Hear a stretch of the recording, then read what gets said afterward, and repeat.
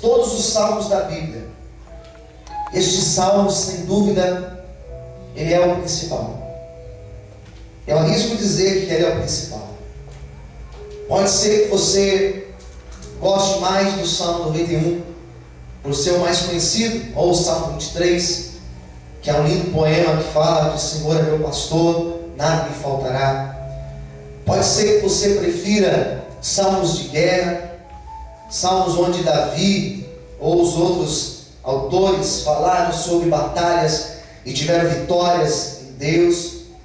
Pode ser que você prefira os salmos de cânticos, que são verdadeiros louvores e adorações a Deus, ou que você prefira aqueles salmos mais melancólicos, como o Salmo número 13 e tantos outros, em que o salmista ele faz uma oração, ele tem um momento ali introspectivo, onde ele fala da sua amargura, onde ele conversa sozinho.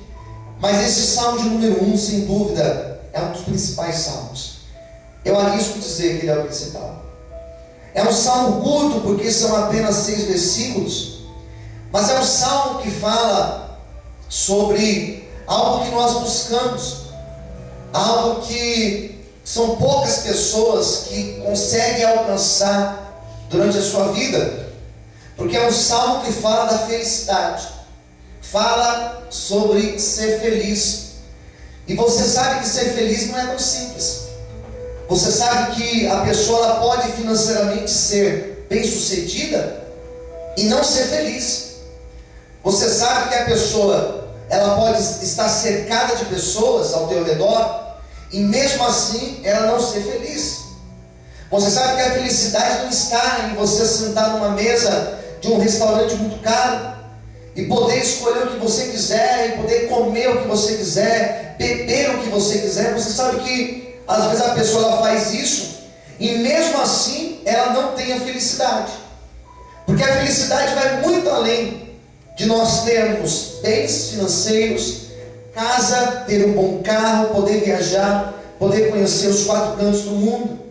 Felicidade vai muito além disso, porque a felicidade está muito mais ligada à satisfação, a você ser pleno, a você se contentar com aquilo que você tem. E isso não é tão simples, porque nós somos de uma sociedade, nós somos de uma geração onde nós aprendemos através dos meios de comunicação, através da nossa sociedade, que nós devemos adquirir e adquirir cada vez mais. E não é comum a pessoa lutar para conseguir um carro, por exemplo, e depois que ela conseguir o carro, ela percebe que ela não tem paz, não tem felicidade, e ela quer um carro um pouco mais novo, ela quer um ano mais novo, e ela sempre quer mais, e ela não consegue ter a plenitude da felicidade na vida dela. Este salmo fala um pouco sobre isso. É um salmo que fala sobre a felicidade e como ser feliz, como ter felicidade. E eu já começo a minha reflexão dizendo que essa felicidade ela não se restringe ao momento que nós subimos ao céu e fomos morar com Deus. Não é isso. Essa felicidade ela não se restringe a você viver lá no céu na presença do Senhor, não. Essa felicidade fala dessa vida nossa aqui. Quem está entendendo, diga amém. Fala sobre essa nossa vida. Então é um texto que fala isso, como ser feliz, como ter a plenitude da felicidade, como ter uma vida bem sucedida, como você ter paz, como você ter, apesar dos problemas, apesar das lutas, você mesmo assim ser feliz. É isso que este salmo diz, por isso que ele é muito importante. O texto começa dizendo: bem-aventurado é o varão. Esse bem-aventurado quer dizer, feliz é o homem, feliz é aquele. Quando nós falamos homem, nós não estamos falando aqui do sexo masculino, nós estamos falando do homem e da mulher. Então feliz é o homem ou mulher que não anda segundo o conselho dos ímpios, não se detém no caminho dos pecadores e nem se assenta na roda dos escarnecedores. A primeira ideia que vai surgir neste salmo é que para nós termos a felicidade na nossa vida, o primeiro conselho do salmista Davi foi esse: que nós não devemos andar segundo o conselho dos ímpios, segundo a opinião dos ímpios. Já parou para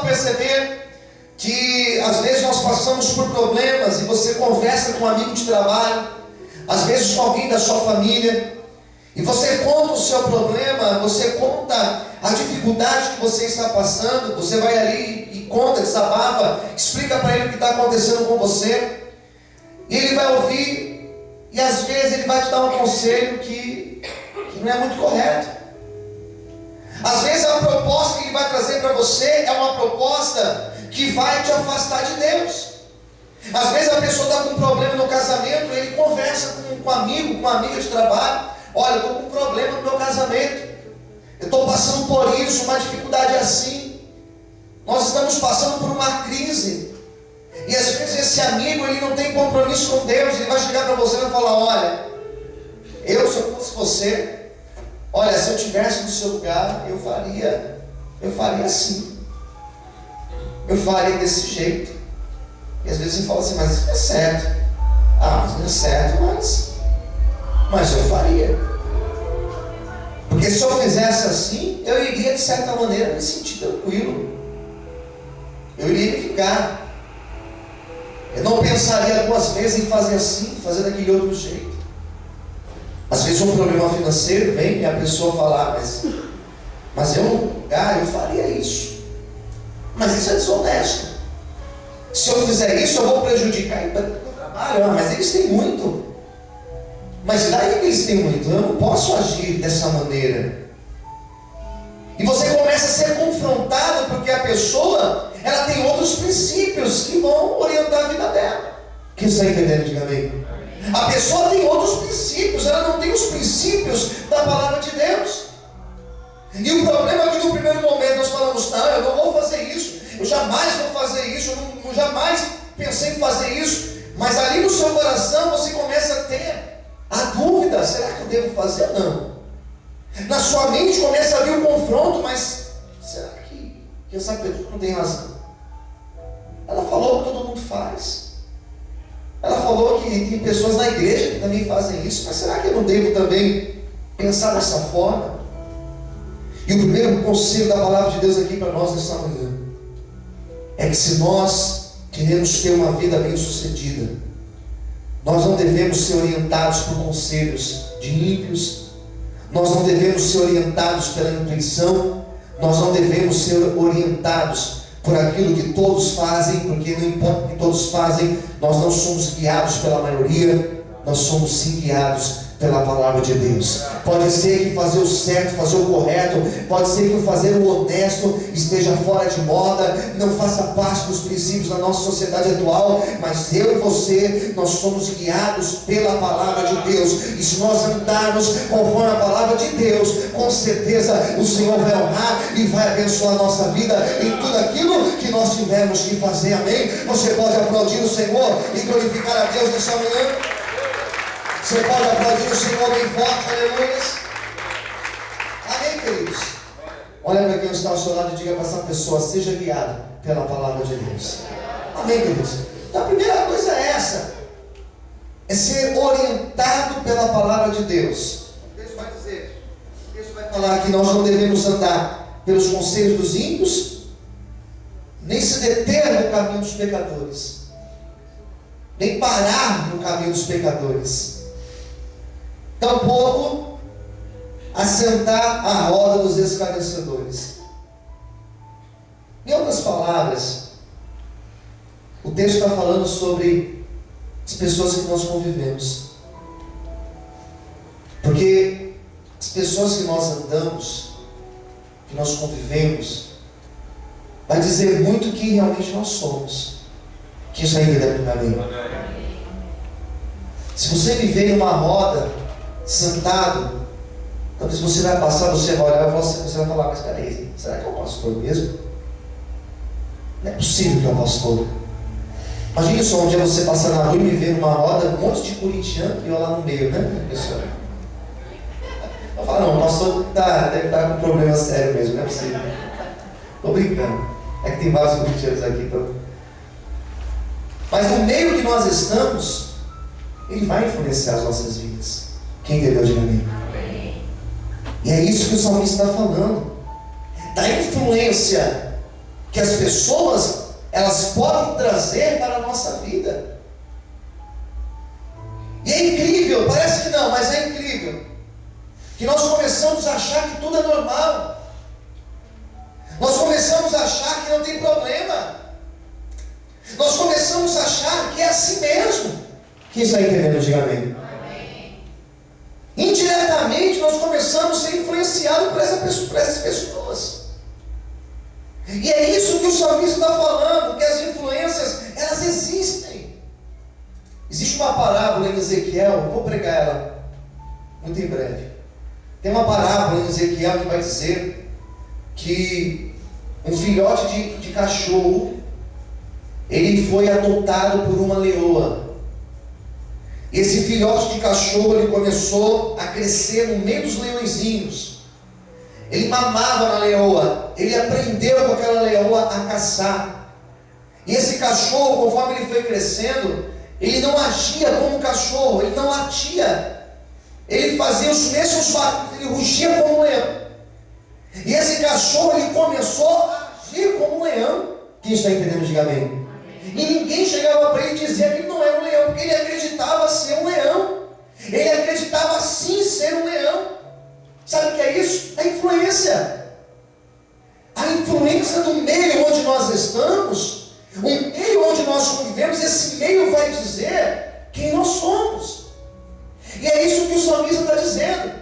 Ele está falando que não é todo lugar que eu posso estar, que não é qualquer tipo de lugar que eu posso estar lá e fazendo parte com eles, porque esse lugar, ele pode trazer uma influência na minha vida. E ninguém aqui é suficiente capaz de dizer, não, mas eu não sou influenciado, porque sim, nós somos influenciados, todos nós. E o pior, que para as coisas negativas, nós somos influenciados com muito mais facilidade. Você trazer alguém, colocar no meio aqui, e a pessoa aprendeu certo, ela vai demorar, vai custar tempo. Mas o contrário acontece com muita facilidade. O salmista dá o primeiro conselho aqui: se você quer ser bem sucedido, escolha com quem você anda, não frequente qualquer ambiente, não sente qualquer roda para estar convivendo, permaneça na presença do Senhor, para que tudo que você fizer seja honrado e abençoado por Deus, amém? Então não importa se as pessoas se afastarem, se as pessoas não querem te convidar mais para aquele convívio, não se preocupe, é melhor agradar a Deus e estar na presença do Senhor do que agradar o mundo, agradar as pessoas que estão ao nosso redor, amém? Você pode glorificar e aplaudir ao Senhor essa manhã, amém, queridos? Amém? O texto vai dizer, quando vai dizer que feliz é o homem, outra tradução vai dizer que esse homem é abençoado por Deus. Se eu tenho essa preocupação de onde eu vou conviver, de onde eu estarei, Deus ele vai abençoar a minha vida por conta disso. Versículo 2. Agora tem um segundo conselho aqui. Pega a sua Bíblia. Antes, ele tem o seu prazer na lei do Senhor, e na sua lei, olha o que diz: medita de dia e de noite. Então, eu não sou orientado pelas pessoas que não têm compromisso com Deus, mas eu sou orientado pela lei do Senhor. Quando a Bíblia fala da lei, essa palavra está dizendo o seguinte: os mandamentos do Senhor. Quando aqui se refere à lei, se refere à Torá, os 5 primeiros livros da Bíblia: Gênesis, Êxodo, Levíticos, Números e Deuteronômio. Eu sou guiado pela palavra de Deus. E quando fala meditar, não está dizendo que eu vou ler e pronto. Não é isso. Essa palavra meditar quer dizer que eu vou ler aquela palavra, e aquela palavra eu vou ficar remoendo aquela palavra. Eu vou ler, eu vou comer aquela palavra, eu vou ingerir aquela palavra, eu vou pensar naquela palavra, eu vou refletir naquela palavra, eu vou perceber o que aquela palavra tem a ver com a minha vida, o que eu preciso me adaptar para que eu possa viver de acordo com aquela palavra. Não é o fato de eu vir para a igreja e ouvir a pregação no domingo, não é o fato de eu vir na terça-feira na igreja e ouvir a pregação do pastor, ou na quinta-feira, não é isso. Mas é o fato de eu ler a palavra e eu pensar na palavra. Essa ideia de meditar, ela é uma palavra profunda, porque ela vai dizer que eu preciso ler a palavra, e eu não preciso ler a Bíblia inteira no mesmo dia, não preciso ter pressa de ler toda a Bíblia, não, mas eu tenho que ler tudo, não é isso. Mas eu vou ler aquela palavra, eu vou ler aquele salmo primeiro, e eu vou pensar, o que isso tem a ver comigo? De que maneira essa palavra, ela tem a ver com a minha situação? É você vir para o culto, e você ouvir a palavra, e você ouvir a pregação e pensar, o que essa palavra tem a ver com a minha segunda-feira, por exemplo? Quando eu sair para trabalhar de manhã, quando eu for lá para a faculdade, e os meus amigos da faculdade, o que essa palavra tem a ver comigo? O que essa palavra tem a ver comigo, lá no ambiente onde eu moro, nos meus vizinhos, no meio da minha família, hoje, no meu almoço de domingo, o que essa palavra tem a ver comigo? É você meditar na palavra, é você gastar tempo para você pensar na palavra de Deus. Quem está entendendo, diga amém. Não é eu ler e pronto, e bom, já li, não. Mas é eu ler e eu pensar, Deus, o que isso tem a ver comigo, Senhor? O que isso tem a ver comigo? E o texto vai dizer que eu tenho que fazer isso de dia e de noite, ou seja, o tempo inteiro. Eu tenho que pensar, Deus, qual que é a tua opinião acerca disso? As minhas ações, elas têm que ser guiadas a partir dessa premissa. Deus, o que o Senhor tem a ver com isso? Qual que é o propósito que o Senhor tem comigo? O que o Senhor quer me ensinar com isso? Qual que é a direção que o Senhor está me dando? Será que eu estou sendo sensível à tua voz? Será que realmente eu estou sendo sensível àquilo que o Senhor está falando comigo? Já viu que tem momentos na nossa vida que temos a impressão que Deus não está falando conosco? Já teve essa impressão que você vem para a igreja e parece que a igreja, a palavra não tem nada a ver com você? Não é que tem nada a ver com você, é que às vezes a tua mente ela está numa agitação tão grande que Deus está falando e você não está sendo sensível à voz do Senhor. Deus está falando no teu coração e às vezes você está tão agitado na tua vida que você não percebe que Deus está falando contigo, que Deus está dizendo para você não se preocupar, que Deus está dizendo para você ficar em paz, porque Ele vai suprir a tua necessidade, que Deus está dizendo para você não se preocupe, porque eu vou usar alguém para abençoar a tua vida. Eu sei que nesta manhã Deus está falando com não se preocupe, não temas, porque o Senhor, Ele tem uma palavra de paz e de vitória para a tua vida. Ele está contigo, amém? Você pode aplaudir e glorificar o Senhor essa manhã, aleluia. Amém, queridos? É você ter tempo para a palavra de Deus. Diga para quem está ao seu lado, tenha tempo para a palavra de Deus. Amém. Eu já li a Bíblia, né? Já li a Bíblia algumas vezes. E eu lembro uma época que eu coloquei na minha cabeça que eu tinha que ler a Bíblia. Eu preciso ler a Bíblia, eu prego, então eu tenho que ler. E eu gastava ali tempos ali lendo, e pegava e lia, e pegava um texto e saía lendo. Mas isso não era meditar. Eu estava apenas lendo. E a diferença da palavra de Deus para os livros de filosofia que eu leio, para os livros de histórias que eu leio, a diferença é que a palavra de Deus eu preciso meditar nela. E ler, e uma expressão que eu sempre uso, ruminar a palavra de Deus. Sabe o que é ruminar? É aquilo que a girafa faz, ela come, ela vomita. É um pouco nojento isso, né? Ainda mais no domingo, né? Antes do almoço. Mas ela come, ela vomita, ela pega tudo aquilo, ela come de novo e ela vomita. Terrível isso, né? Tenta fazer isso no churrasco de hoje. Pega um pedaço de carne, está barrado, em nome de Jesus. Está barrado, hein? Vai fazer isso. Mas é ruminar a palavra, é pegar a palavra, é comer e falar: Deus, o que essa palavra tem a ver comigo? O que essa palavra tem a ver comigo? Eu lembro que semana passada eu ministrei aqui domingo à noite, ainda com efeito de tantos medicamentos que eu tomei, corpo tudo dolorido. E eu lembro que a palavra que eu ministrei foi lá em Oséias, que diz: o justo viverá pela fé. E essa palavra ficou a semana inteira no meu coração. Eu fiquei a semana inteira com essa palavra no meu coração. O justo viverá pela fé.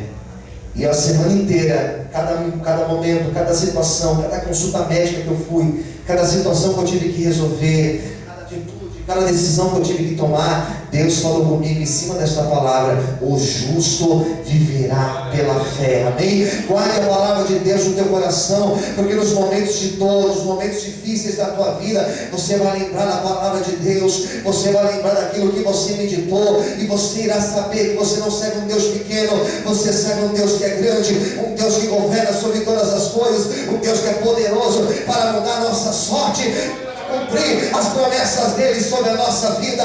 Quantos creem nesse Deus? Levanta a mão para o céu, glorifica e aplauda o Senhor nessa manhã, em nome de Jesus.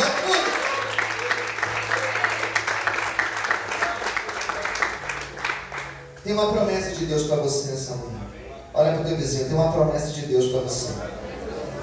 Você fala: qual que é a promessa, pastor? Versículo 3. Isso aqui é para você. Pois será como a árvore plantada junto a ribeiros de águas. Olha o que diz: a qual dá o seu fruto. Você pode ler para mim? Tá fraco? Na estação própria, cujas folhas não caem. Tudo quanto fizer, o que diz aí? Prosperará. Tudo quanto fizer, o que diz? Prosperará. Eu parei nesse versículo 3. Eu falei: Deus, o que isso tem a ver comigo, Senhor? Isso aqui é meditar na palavra. Eu parei no 3 e falei: Deus, o que essa palavra tem a ver comigo? E Deus começou a falar comigo: filho, aquele que é fiel a mim, aquele que anda na minha presença, aquele que não é guiado por conselhos de ímpios, de pessoas descompromissadas comigo, aquele que não fica ali naquela roda de escarnecedores blasfemando o meu nome, aquele que não para no caminho dos pecadores, eu faço dele como uma árvore plantada. E essa árvore plantada, ela não está plantada na beira do caminho, ela não está plantada num lugar deserto, ela não está plantada num lugar muito alto, de difícil acesso à água, não. Essa pessoa, ela é como uma árvore plantada junto ao rio. Eu comecei a pensar: Deus, mas qual que é a importância de uma árvore ser plantada junto ao rio? E Deus começou a falar comigo dizendo: filho, uma árvore que é plantada junto ao rio, ela não precisa da chuva, ela não depende da chuva enviar ali os nutrientes para ela. Uma árvore plantada junto ao rio, ela geralmente, filho, é uma árvore bem alta, porque ela sempre tem os nutrientes da água do rio. As suas raízes estão ali debaixo, e ela consegue extrair todos os nutrientes. Ou seja, apesar do sol, apesar do calor intenso, apesar dos dias difíceis, dos dias de ventos muito fortes, essa árvore, ela mesmo assim, ela consegue tirar os seus nutrientes, e ela permanece de pé. E eu comecei a falar: Deus, mas o que isso tem a ver com a minha vida? O que isso tem a ver comigo? Qual que é a importância, Senhor, de eu ser como uma árvore dessa? E Deus começou a falar: filho, aquele que anda conforme a minha palavra. Deus começou a interpretar o texto, e Deus começou a falar comigo: filho, aquele que anda conforme a minha palavra, pode vir o tempo de seca, pode vir o tempo de dificuldade, pode vir um problema de crise na sua casa, pode vir um problema de doenças, pode vir um problema financeiro, pode vir um problema no casamento. Ele está firmado na minha presença, as suas raízes, elas estão firmadas em mim. Então o vento não derruba, a dificuldade não derruba, a luta vem e essa luta logo passa. Talvez hoje você entrou aqui dizendo: eu estou numa época difícil, numa época de escassez, mas não se preocupe, porque as suas raízes, elas estão no Senhor. O vento não vai te derrubar, a dificuldade não vai roubar a tua fé, porque você está firmado em Deus, e Deus, Ele vai trazer o suprimento que você precisa. Se você crê nesse Deus, aplauda e glorifica o nome dEle nesta manhã, em nome de Jesus. Mas rote as palmas, aleluia, adora o Senhor, glorifica a Deus. Será como uma árvore plantada junto aos ribeiros de águas. Nós dependemos e dependemos somente de Deus. Diga para quem está ao seu lado: eu e você dependemos somente de Deus. Diz aqui ainda que Ele dá o fruto na estação própria. Sabe o que Deus falou comigo? Que na hora certa, eu viverei a promessa dele na minha vida. Escolha alguém que estiver perto de você. Escolha algum amigo ou alguma amiga perto de você. Diga para essa pessoa: na hora certa, eu e você viveremos a promessa de Deus na nossa vida. Deus tem uma estação própria, querido, para nos fazer colher o fruto. O fruto é a colheita de Deus. Amém? Deus tem a estação pronta já para você colher. O fruto não pode ser colhido antes do tempo, antes dele ser maduro. O fruto, quando é verde, ele não é agradável como um fruto maduro. Às vezes nós achamos que está demorando tanto. Às vezes nós achamos que a promessa de Deus está tão longe da nossa vida. Mas não se preocupe, porque o tempo da colheita, ele está chegando sobre a tua vida. Levanta sua mão para o céu. O tempo de você colher os frutos de um casamento abençoado. O tempo de você viver o tempo de você viver a tua família restaurada. O tempo de você viver a abundância do Senhor na tua vida. O tempo de você viver um tempo de prosperidade. Esse tempo, ele está chegando sobre a tua vida. Esse tempo de você colher, ele vai chegar sobre ti. Em nome de Jesus, se você crê na palavra de Deus, glorifique e aplaude o Senhor nessa manhã bem forte, em nome de Jesus. Você pode aplaudir a Deus? Amém? Olha como acaba esse versículo. E tudo quanto fizer, prosperará. Olha para o teu irmão do lado e diga: a partir de hoje. Está fraco, mas já diga: a partir de hoje. Tudo que você fizer, terá a prosperidade de Deus. Quem crê, diga amém. Posso te explicar isso? Para você depois não ficar bravo comigo. Sabe o que significa isso? Tudo aquilo que eu fizer, se eu ando conforme a palavra de Deus, se eu medito nela, gasto tempo pensando nela, se eu me afasto daquela rota dos escarnecedores, como o texto diz, que tudo que eu faço prospera, não significa que tudo ao meu redor vai conspirar para o meu favor. Não é isso.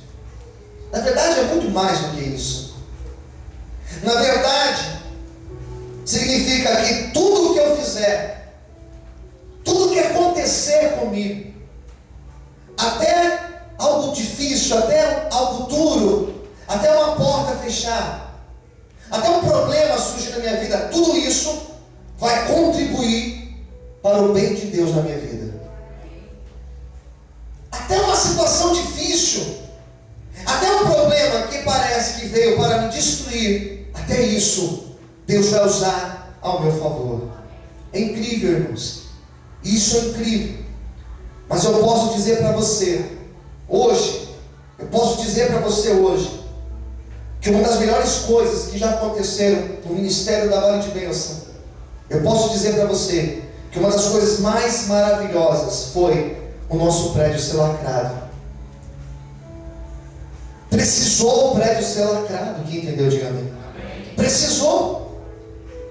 Se o prédio não tivesse sido lacrado, é muito provável que nós estaríamos pagando aluguel até hoje. Se o prédio não tivesse sido lacrado, é muito provável que nós estaríamos lá, ou num outro salão, pagando aluguel. E eu lembro que quando o prédio foi lacrado, e nós conseguimos reabrir o prédio, foi uma bênção. Foi um grande testemunho, porque na mesma época, as Casas Bahia foi fechada ali em cima na Marapuã, e as Casas Bahia reabriu faz poucos dias. E nós reabrimos a igreja em menos de 24 horas. E foi uma grande bênção. E ali já foi um grande testemunho. A igreja ter sido reaberta foi uma grande vitória. Quem concorda, diga amém. E Deus falando comigo: filho, não se preocupe. Tudo que você fizer prosperará. Não se preocupe. Eu fiquei tão feliz com essa notícia da igreja ser reaberta. Só que na mesma semana, o proprietário do prédio, que mora não em São Paulo, ele mora no Espírito Santo, mas não tem nada de Espírito Santo. Pelo menos não tinha, né? Ele me liga e fala assim: pastor, nós precisamos do prédio. E eu falei: quantos dias eu tenho? Você tem poucos dias, eu preciso do prédio para ontem. E aquilo me trouxe uma angústia tão grande. Eu falei: meu Deus, conseguimos reabrir, mas agora tem que entregar o prédio. Onde nós vamos achar outro prédio, Senhor? Mas tudo coopera para o nosso bem. Diga para quem está ao teu lado: tudo coopera para o nosso bem. Sabe o que aconteceu, irmãos? Eu revirei essa Brasilândia inteira. E na época nós não achamos nenhum prédio para alugar. Na época nós não achamos nenhuma porta maior ou menor do que aquela para alugar. Eu comecei a achar, com a minha cabeça tão pequena, comecei a achar que Deus agora não ia cumprir a promessa dele. Só que Deus, na verdade, Ele não queria nos dar um outro lugar para alugar. Ele queria nos dar um lugar próprio. E Deus foi tão bom que Deus não permitiu nós alugarmos nenhum lugar. E Deus foi tão bom que num tempo tão curto Deus preparou o valor que nós precisávamos para comprar esse prédio. Deus preparou todas as coisas. Deus levantou pessoas. Deus trouxe pessoas de outros cantos, pessoas que estavam na igreja com causas retidas na justiça, começaram a ter vitórias nessas causas. Deus começou a tocar em pessoas para abençoar. Deus começou a trazer pessoas de vários lugares para abençoar a obra dele. Sabe o que aconteceu? Deus preparou esse prédio, nós compramos, pagamos, e nós estamos aqui para testemunhar a glória e a maravilha do Senhor. Eu quero nessa manhã ser um homem de Deus e profetizar na tua vida que a partir de hoje tudo que você fizer vai prosperar, porque Deus estará na frente. Até hoje aquilo que você não entender, o porquê fechou, o porquê não deu certo, não se preocupe, porque será o próprio Deus te direcionando para você viver a promessa dele na tua vida. Outros podem aplaudir e exaltar o nome do Senhor nessa manhã. Aplauda o Senhor bem forte, aleluia. Olha para o teu irmão do lado e diga: tudo que você fizer a partir de hoje, com mais fé, diga: tudo que você fizer vai prosperar, porque Deus vai na tua frente. Amém, queridos? Essa é a segurança que eu posso ter, que você pode ter, que vai dar certo. Mas se uma porta fechar, isso coopera para o nosso bem. E se alguém se afastar de nós, não se preocupe, isso coopera para o nosso bem. E se alguma situação na minha vida, pastor, não for adiante, não se preocupe, tudo coopera para o nosso bem. Amém, queridos? Eu poderia falar mais aqui, mas eu vou encurtar minha pregação de hoje. Versículo 4 diz assim: mas não são assim os ímpios, mas eles são como a moinha que o vento espalha. Pelo que os ímpios não subsistirão naquele dia, no dia do juízo, nem os pecadores eles conseguem permanecer na congregação dos justos. Então o texto vai dizer que os ímpios, eles são como uma moinha. Você pega um monte de sementes e a moinha vai lá e sopra, e aquelas sementes são espalhadas por todos os cantos. A imagem do ímpio, aquela imagem daquele que consegue juntar, ele consegue juntar um monte. Daqui a pouco vem um vento e sopra, e esse vento faz tudo espalhar, ele perde tudo. É uma inconstância muito grande. E diz aqui no versículo 6, que é o último versículo: porque o Senhor conhece o caminho dos justos, mas o caminho dos ímpios perecerá. Quero encerrar a minha pregação nesta manhã dizendo que Deus, Ele nos trouxe aqui, porque Ele tem uma obra na nossa vida. Deus tem um projeto para a tua vida. Quero dizer nesta manhã que tudo aquilo que tem acontecido na minha vida, tudo aquilo que tem acontecido na tua vida está contribuindo para que o bem do Senhor aconteça. Nesta manhã Deus falou comigo, em cima desse texto, que está chegando o tempo de nós começarmos a colher a colher os frutos daquilo que nós temos semeado, com tanto esforço, talvez com tanta renúncia, talvez com tanto sacrifício. Está chegando o tempo da colheita de Deus na nossa vida. E esse tempo ele chegou para você nesta manhã. Esse texto diz que tudo aquilo que nós fizermos terá a bênção e a prosperidade de Deus. Eu quero nesta manhã declarar na tua vida, lá na tua casa, na tua família, na sua vida profissional, na sua vida sentimental, aí no teu coração, eu quero profetizar que a partir de hoje Deus colocará a bênção dele de uma forma tão grande, de uma forma tão gloriosa, que aquilo que você fizer será honrado e abençoado por Deus. Se prepare, porque o tempo da colheita do Senhor, ele está chegando sobre ti, em nome de Jesus. Quantos recebem esta palavra de Deus? Levanta sua mão para o céu, receba esta palavra do Senhor, receba esta bênção de Deus sobre a tua vida, em nome de Jesus. Quantos podem aplaudir e exaltar o nome de Deus? Aleluia. Feche os teus olhos, aplaude o Senhor bem forte, aleluia.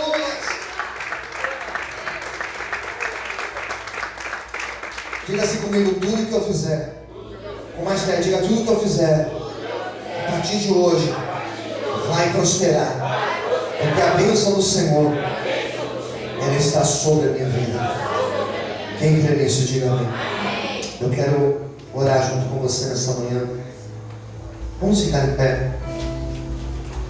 Convido você a fechar os olhos agora.